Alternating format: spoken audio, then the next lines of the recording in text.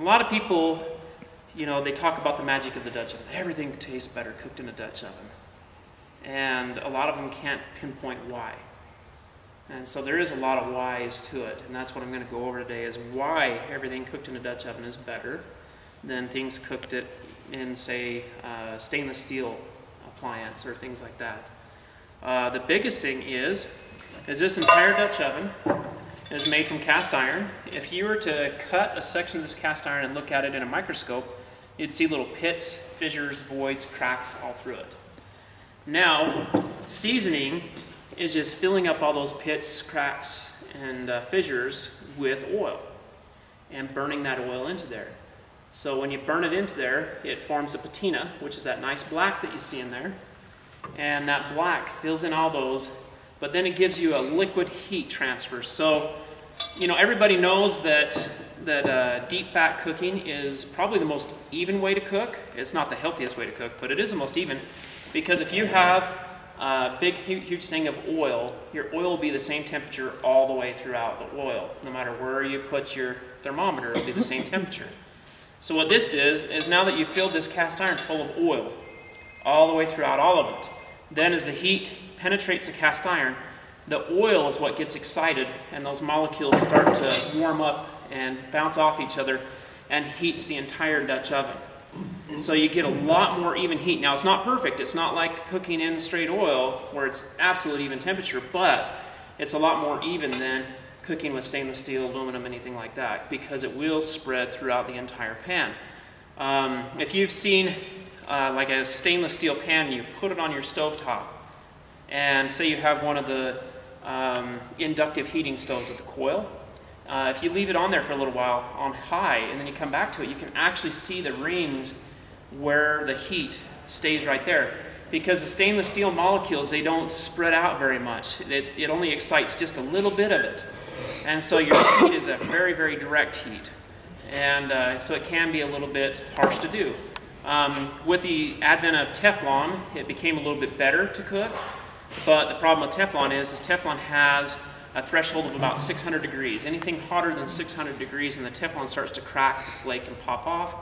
And also, it's known in the state of California to be a carcinogen. I don't know if it's a carcinogen everywhere else, but anyway. But it does have a tendency to flake off and go into your food. So cast iron is the way to cook. In 2009, the FDA put out a study saying that Americans are becoming anemic as a whole. And a lot of the reason is because we've gone away from cast iron cooking. When you cook in a cast iron dish like this, whether it's a skillet or a Dutch oven, some of that iron sloughs off into your food. Now, the iron that is in the cast iron that goes into your food is 90% soluble. So your body will use 90% of the iron that goes into your food. Where areas red meat and dark greens, only about 30% of that is soluble. Your body will use 30% of that. So cooking with cast iron has some health benefits too. So anyway, a lot of people too, they see, anytime they see a Dutch oven, they see people just put some coals underneath the bottom, put some coals on the top, and that's how they cook. And then a lot of people too have burnt the bottom of their bread, burnt their rolls, things like that. And there's ways you can avoid it. And then I hear this all the time, and this is what makes me laugh. People always tell me, well, you need to have exactly this many charcoal on the bottom and exactly this many charcoal on the top to get this precise temperature. Well, I'll tell you what, I've cooked in Dutch ovens all over the country, and at sea level, charcoal burns hotter than it does here at almost 5,000 feet. A rainy, windy day, charcoal burns colder than a nice, sunny, calm day like today. And Western Family charcoal burns a heck of a lot different than Kingsford charcoal. There's no way you can accurately predict exactly what temperature you're going to get by the amount of coals you use. The cool thing about a Dutch oven is you don't have to worry about that. They're forgiving. If you have less heat, it'll take more time to cook. If you've got more heat, it'll cook quicker. What's more important is the pattern that you place the charcoal. So you can bet that the pioneers, when they crossed the plains, didn't have a grocery store that they could stop in and get a blue bag of Kingsford charcoal on their way to make sure that their bread came out perfect every time. It just didn't happen. But what they did use is they used coals from their fire, and it's just the manner in which you place the coals is going to make the difference on how you're cooking. There's 4 different styles of cooking in a Dutch oven. The first is stewing. And stewing means you have all your heat on the bottom. And generally this is formed with a checkerboard pattern of charcoals right underneath your Dutch oven and nothing on the top.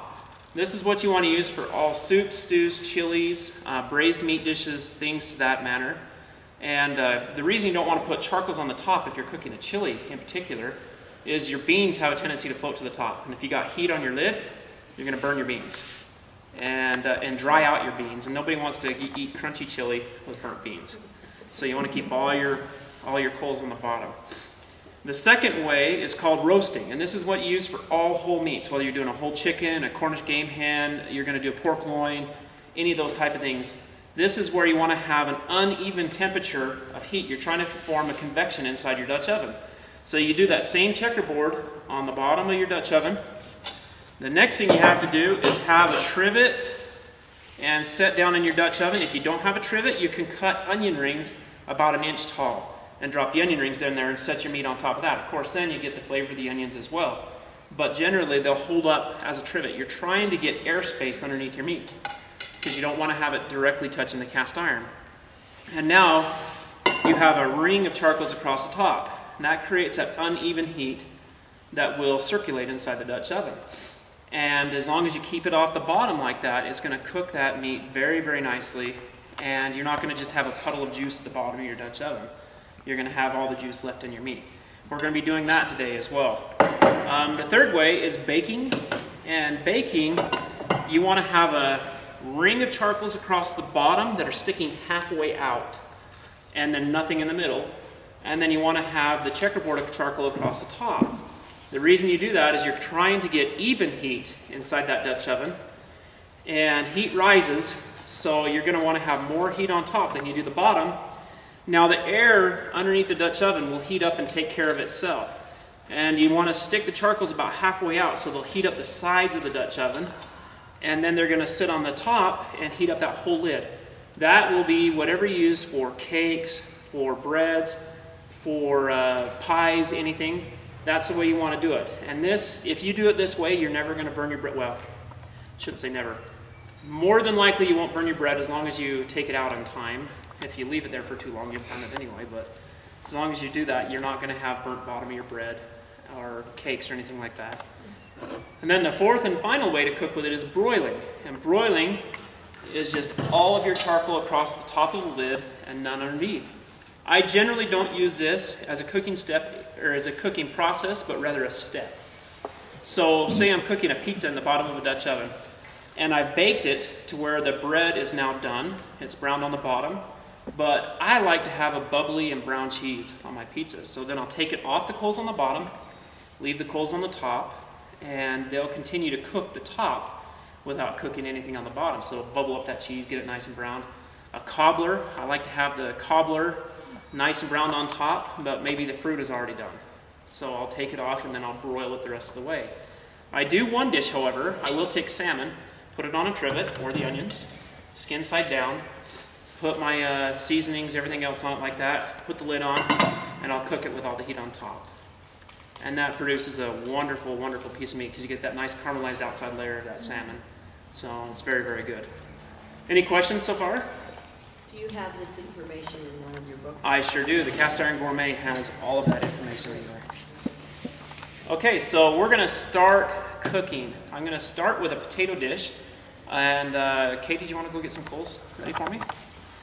So we're going to get a big Dutch oven here. And I need a couple of volunteers to come up here, put on some gloves, and help out.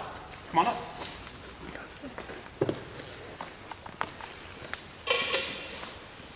Okay, so there's some gloves right up there. Now this is so simple. I'm sorry, I'm not going to have an exact recipe for this, but you can watch how I do this, and you can do it the same way. It's really easy. Okay, so the first thing we're going to do is go ahead and dump all these potatoes inside the Dutch oven. These are Southern style hash brown potatoes. You can cube up your own potatoes if you want. These are just so much easier to use. I mean, it's like they're already cubes, they're already ready to go. So I prefer to do that.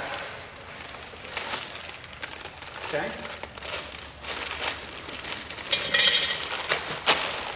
Now the first thing we're going to do is you want to use your favorite seasoning. This is my own personal seasoning. This is my Mountain Chef. This is my beef and venison rub, but it tastes really good in anything you put it in.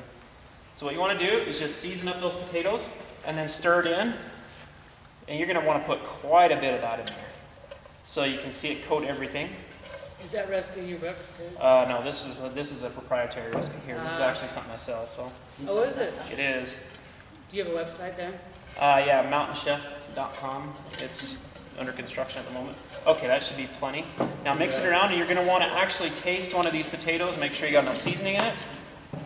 I know that a lot of people don't like to taste a frozen potato, but... Hey Matt, you can feel free to share your websites and stuff. We don't know. Oh, no, that's fine. I can taste it. Yeah. Okay. So you can see, can everybody see that? That's what it should look like. Just use your favorite rub. Tony Chaudhry's Creole seasoning works really well. I like my seasoning a lot. I mean, I'm a little partial to it. It's very, very good. Okay, next thing we're going to do is we're going to put some ham in there. So I like the ham. That's right on. So this is just a little diced ham. There again, you can dice your own ham. I think it's easier to buy the diced ham. I've got a whole freezer full of ham right now from a wild boar that I shot the other couple weeks ago. It's fantastic, but I hate to say it, I wasn't going to share, so sorry. Oh, that's okay. We can make a mess. Okay, now go ahead and break up that ham and mix it all around. Now I'm going to have you do the cheese. I just leave it, mix it in there. Just mix it in there. We're going to have some nice hammy potatoes. So Just go on the top or mix it in? just mix it in. So is this one of your cookbooks, or do we need to remember this one? No, this is not in one of my cookbooks. I'm sorry. Write it down. Okay, and then the last thing we're going to do is we're going to mix some milk in there. So I want you to put like a glug, glug, glug of milk in there. And then mix that around. Okay, tell me the Glug, glug, glug, glug. Okay. That's good. Now mix that around and we'll see where it's at. Okay. What we want to do is just basically have the potatoes just be a teeny bit soupy. A lot of people's Dutch oven potato recipes are cream of mushroom this, cream of chicken that, cream of mushroom more of this. Is that good? Do you want more? A little bit more. Let me do another glug glug. Feel free to come on up and look at this. You want to see the milk in the bottom some. Yeah, you want to see the milk in the bottom some. So you got enough to pull it all across the bottom. Okay, perfect. Now just mix this all in really good. Okay, now you want to even out the potatoes. Just kind of layer it out, even it out. And that is it. These are going to be fantastic potatoes, and it's so easy to do. And there's really nothing to them. Okay, so what we're going to do is put the lid on this. We're going to get this ready to cook. We're going to bake it. So who remembers how to do the pattern on baking? Checkerboard on the top. Checkerboard on top, and then the ring around the bottom sticking halfway out. Okay, now here's the thing about baking in a Dutch oven. You have to get airspace between your charcoals. It's the air that actually does the cooking, not the charcoal itself. It's the hot air around it.